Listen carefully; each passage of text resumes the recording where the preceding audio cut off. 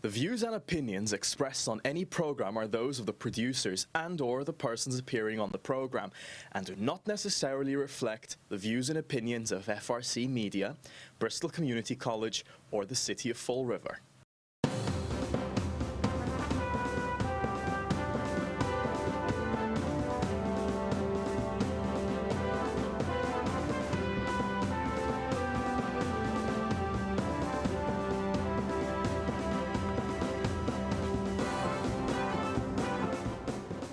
Well, hello. Welcome to Spindle City Straight Talk. I'm Chip. And I'm CJ.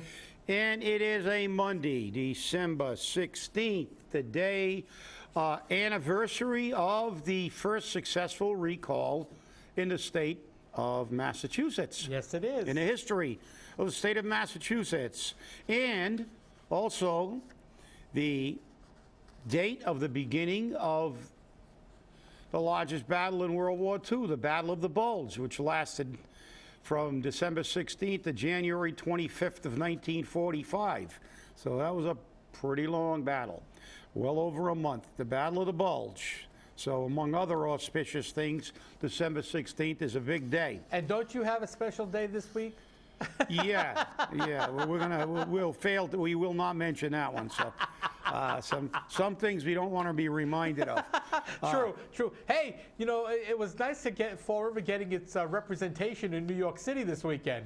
Yeah. It seems that all the groups went. The Fire Museum went. Carlos took the Flint Neighborhood Association took 3 busloads of people down there. That's it. Are we barred from New York City? We're barred from New York City. They got signs up that says, if you're from Fall River, stay away. But, you know, this shows you how, you know, the Fire Museum put one on to raise money for the Fire Museum, obviously. Carlos put his on. His historically has only been 1 bus, but it has grown so much that he's up to 3 buses now. That's like 150, 160, 180 people. It's like 55 seats per bus. And they do all kinds of stuff on it. So congratulations to Carlos on, you know, making it such an event that, you know, all that Facebook was blinded by the pictures, and they were all the same pictures of the Rockefeller Christmas tree and the tree at the hotel across the street, and oh, it was crazy. A lot of craziness. But some people went to the Wax Museum and they had fun standing next to different celebrities. So, hey, they put their shopping on, they went out, they had a good time. It didn't rain on them, luckily. Although, you know. Has Jazel made the Wax Museum yet? Not yet, not yet. Okay. They're taking a vote on that, I guess. Just checking. Yeah, and, you know, it's that period. It's the holiday period and in between and transition period for the city, and the wait and see, the wait for Christmas, the wait to see if there's a change in Fall River. It is the time of waiting, and let's see how it pans out. And now we wait for the Senate to get the impeachment.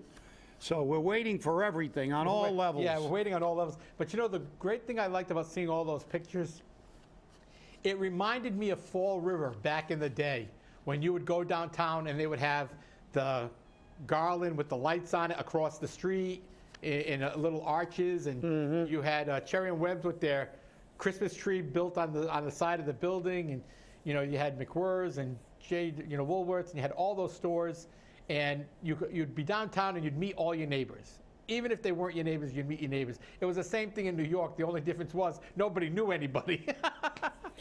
Yeah, and I haven't been to New York, you know, for basically anything in a while. Actually, I think I went to the Medal of Honor dinner at the New York Stock Exchange with a good friend of mine. But we just went to the dinner and went back to the hotel and jumped on a train and came home. So I didn't spend any time really sightseeing. We went up there, went to the dinner. I was very honored to go to that dinner, obviously. I could never afford to go to that dinner because it was like $25,000 a plate. You sat with a Medal of Honor winner. Every table had one, and it was quite the experience to meet some of these men that fought in World War II and all our wars. And it's something that people should really know a lot more about, but they kind of keep it, it's something that's done annually, and I was lucky enough to get a seat from someone who was a regular that couldn't make it. And so it was not, Lucky but that was you. the last time. And the time before that, I will never forget. It was September 10th, 2001. Ooh, the day before. Stayed in a hotel in Midtown Manhattan. Ate at a deli 2 blocks away from the World Trade Center on the 10th. Had lunch at a deli, and was scheduled to come back on the 12th. But things changed. I had to come back early, and I actually was on duty that day. I had someone, I had a swap. That someone was working for me, scheduled to work. I called them up on the 10th and said, look, you don't have to go in for me tomorrow morning. I'm going to be coming home tonight. So came home on the evening of the 10th, and I was in my office filling out reports when they came in and got me as they were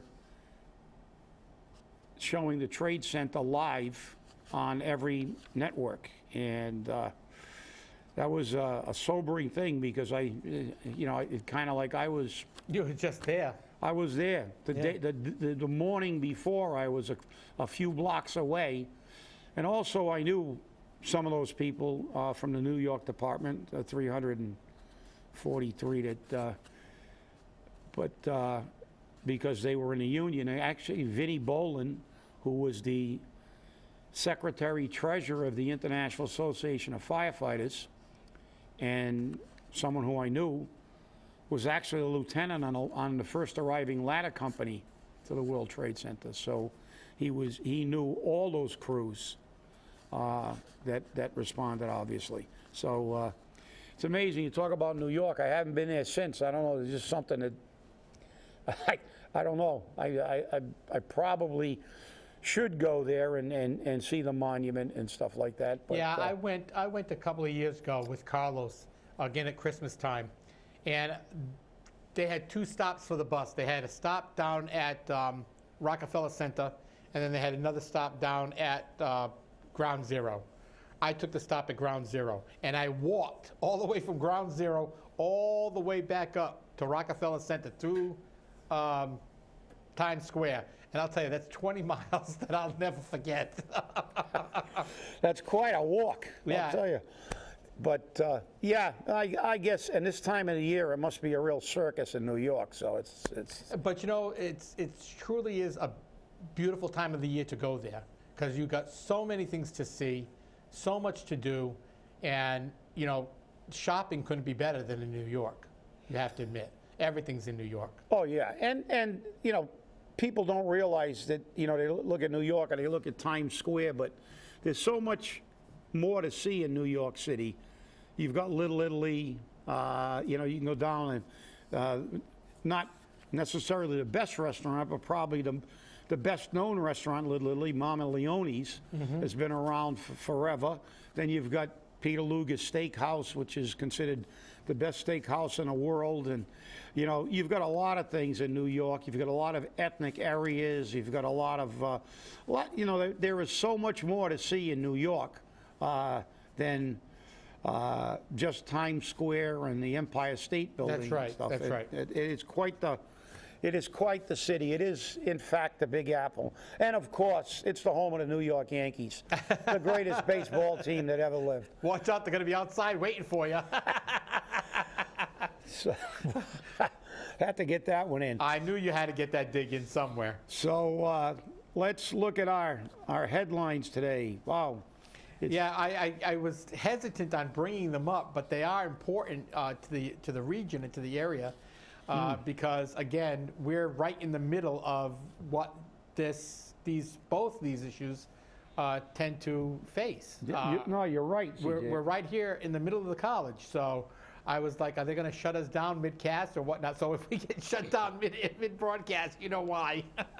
Maybe, but I really think, especially this first article, you can draw a lot of parallels with what goes on every level with what's going on the local level. Like Right. we look at how politics can infringe, and we can have our own theories, and who knows if this will ever get settled. It might get settled politically, but the headline is citing, quote, toxic, unquote, culture. Unions take a no confidence vote in the BCC president, Laura Douglas. And they go on to talk about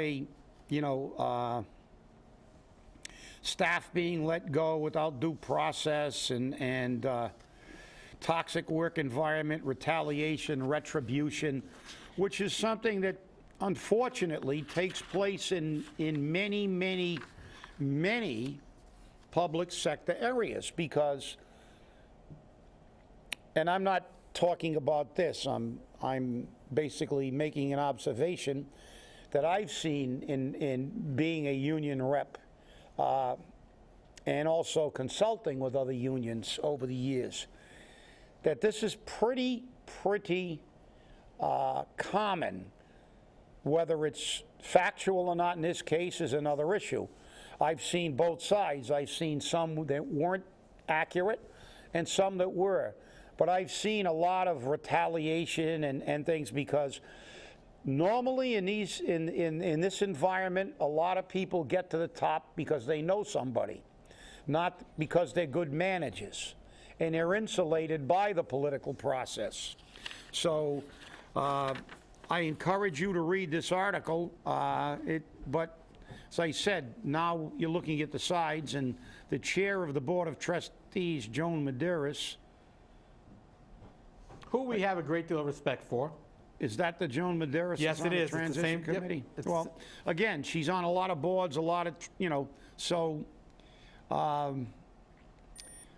but these boards are normally politically appointed, so therefore and so are the presidents of the colleges, so you sometimes, unfortunately, and I have to say it, and I like Joan, I'm not sure how objective these boards can be. Very rarely do you see a board overrule something that's going to go with the appointed head of anything, and I speak from experience.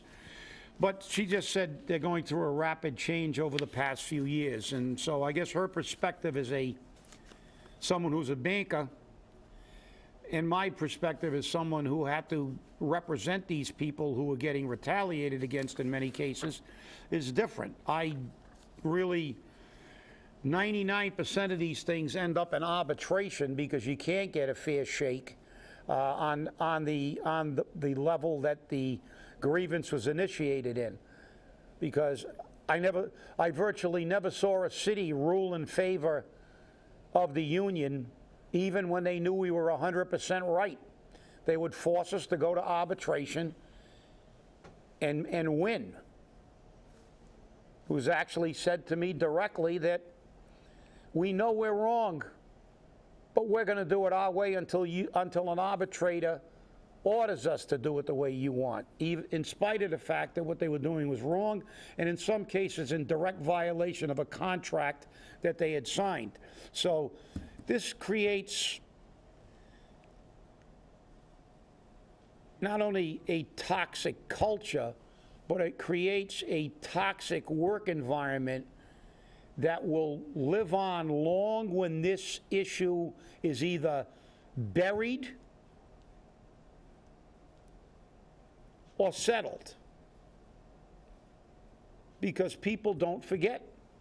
People don't forget, especially when they've been retaliated against, and there have been, and I'm reading from the article, retribution, and I've seen that happen on numerous cases. I think we all remember the case that hit the Herald News about someone, they attempted to fire somebody under false pretenses, and there was a fictitious report created to support the firing that was then overturned. And the individual who made the fictitious report was not promoted, but then promoted later on. So public sector and politics, unfortunately, have a very incestuous relationship.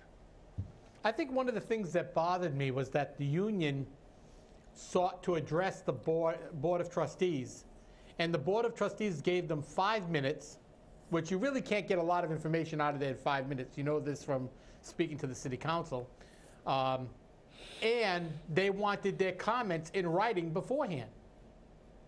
Well, look, this is, again, like I said, I know Joan, I like her, but the fact is, all these boards are rubber stamps. I'm sorry. That's my opinion. You can disagree. You can say they're wonderful and, you know, they give a lot of money to the school, and that may be true. But when you put people in a board politically, and then you want them to rule against a politically appointed supervisor, it very, very rarely happens. And just by the mere fact that they're giving people 5 minutes and they want everything in writing first so they can prepare their rebuttal before they even, and I've been to arbitrations hundreds of times, and like I said, I don't know, I can't remember in my recollection ever coming out with a positive result on a local level. It's just like when you go to a disciplinary action for a civil service employee under the civil service chapter, and sections 41 through 45 of the civil service chapter gives you a due process laid out. And part of that is you have a local hearing officer that hears the case initially. And who was the local hearing officer normally? The city administrator. Ruling against, you think they're going to really rule against their own supervisors? Even if they're 100% wrong. And look how many times they've been overruled. Virtually always. So that step is ridiculous. I know the union, and look, I will be perfectly frank. I don't know what the state, I don't know what their contract is. I know what our grievance procedure stipulates and the grievance steps. Right. But I assume that they would have to go before that board as part of the due process. But look, let's face it. I can tell you one thing. From my experience, 100% of the time, it's futile. The steps shouldn't even be there. They just put it in there to say, well, there's a process. Well, you never, ever see anybody. All we got to do is look at, is there any, and sometimes when it comes to real politicians, not employees, because employees do have a right to grieve. But when it comes to politicians, there's no process. They just don't get any consequences. All we have to do is look at the mayor being paid, the corporation counsel. You're still waiting for an opinion, aren't you? Yes, I am. Okay, yeah, well, don't hold your breath because you're going to be dead a long time. I was going to say I'd be dead already. That's right, you'd be dead already. Even though the statute stipulates it clearly that it has to be unpaid, it's very clear, go look it up. I think we gave you the chapter and section in a previous thing, but it's in the charter. Steve Camara, who filed fraudulent nomination papers, is sitting in a seat collecting a paycheck. Mary Sahadi doesn't oversee the mayor's illegal spending and illegal use of a city credit card for personal use, even though every auditor has a fiduciary obligation and a legal obligation to ensure that when they process a warrant for payment, that warrant is a valid warrant for something that was an actual expenditure, that was a legal expenditure. You're asking too much, Chip. And for her to say there was nothing in place, you don't need a policy. That was just BS to cover it up. Like, I'm not going to do anything. He's the guy that gave me a $40,000 pay raise. I'm not going to do anything for him. I'm not going to rule. I'm going to say I can't rule. No, you're obligated to rule. You're guilty of malfeasance, nonfeasance, and misfeasance. You violated your oath as a CPA. You violated your fiduciary obligations to the taxpayers of Fall River as the CFO of the city of Fall River. And you violated your oath as an attorney. You can't tell me that you don't have a right when you are a fiduciary to say when somebody sticks a paper in front of you and says, give me $10,000, it's my credit card slip, and there's nothing on the slip. You don't have a fiduciary obligation to the taxpayers to say, what did you spend this on? Oh, I was buying pot, then I went on a cruise with my girlfriend. Okay, here's your 10 grand.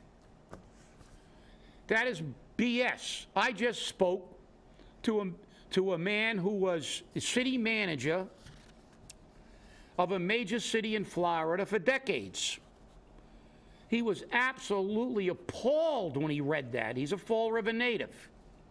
Absolutely appalled when he read that, because it is illegal for what she did was a violation of her duty. And the fact that they're even considering keeping her on already doesn't look good. So talk about toxic environments. We get off the thing on it, but this is what happens. We get all these people covering for each other. And you know something? If she got a presidency, she's well connected.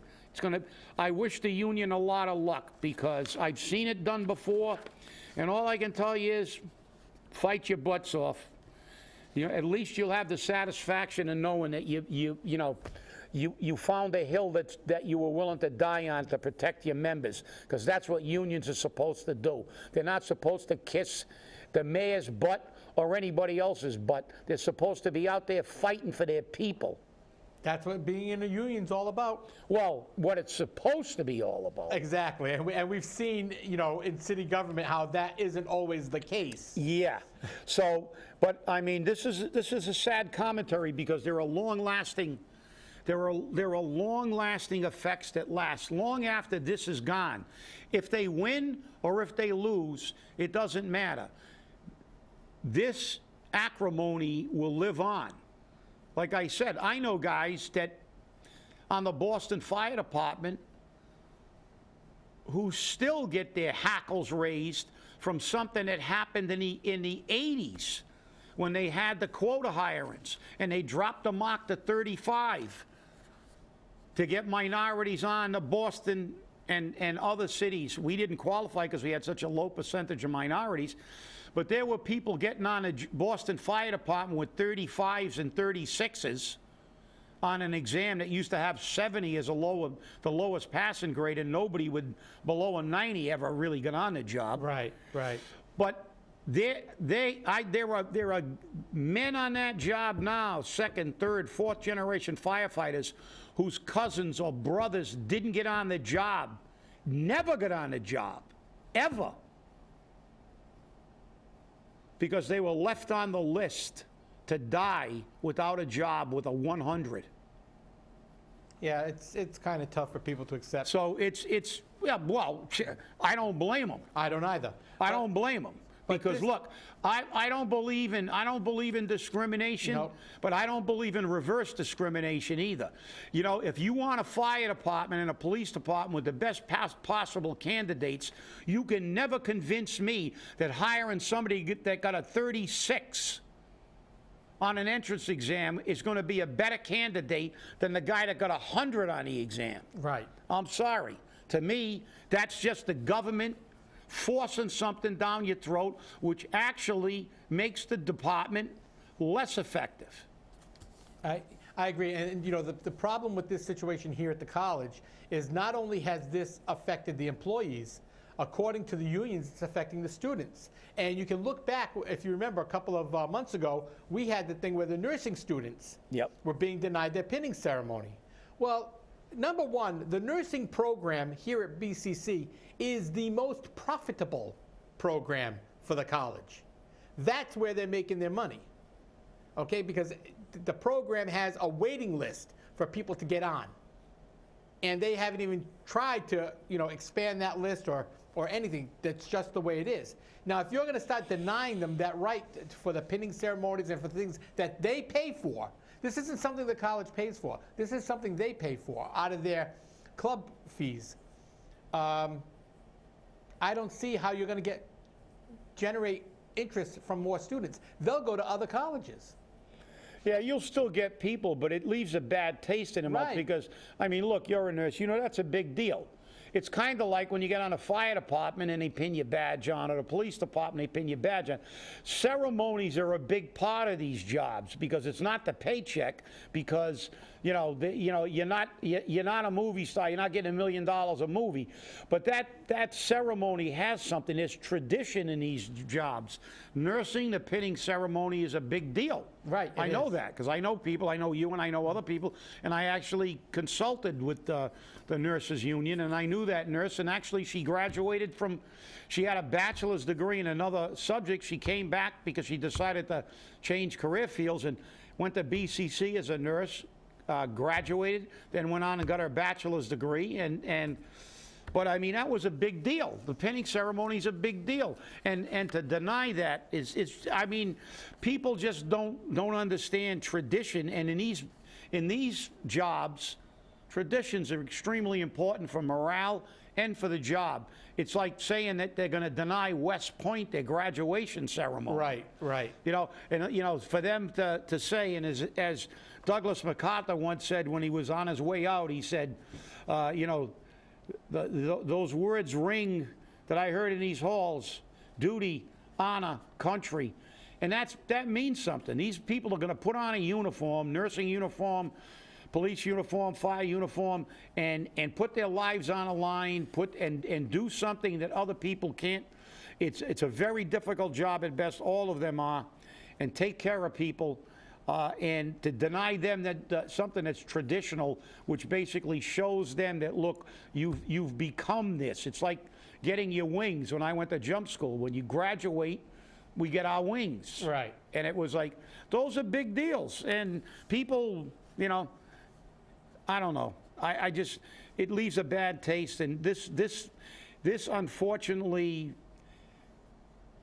it may be resolved by sweeping it under the rug, or it may be resolved in a correct manner, but the scars of this will be a long time leaving. I can guarantee that. Yeah, I agree with you, and I think that not only are the employees going to suffer, but I firmly believe that the student body will suffer.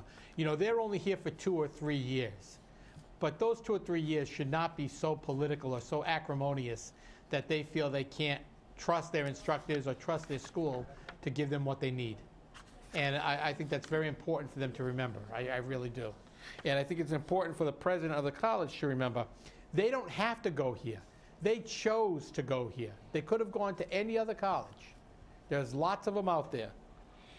Yeah, it is a shame. And the next one is even more distressing, I think. Well, we don't have a lot of time to get into that one because we're about ready to go into rolling. Yeah, well, someone was accused of being credibly accused. So you can read the article. It's in the Herald News. But they were formerly a priest, and the Providence Diocese published their name with no proof behind it. And this was a professor who lost his job here at BCC, and he'd been teaching here for over 35 years. Well, I guess the only time you're innocent until proven guilty is if you're a liberal Democrat. And then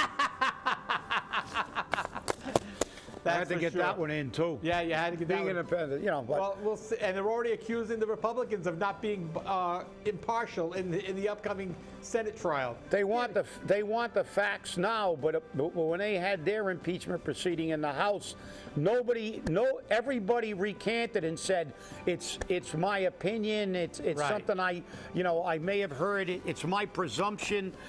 I never saw a fact in that entire proceeding that was corroborated. So I hear you. Hey, everybody, thanks for watching. We'll see you on Wednesday. And remember, stay angry.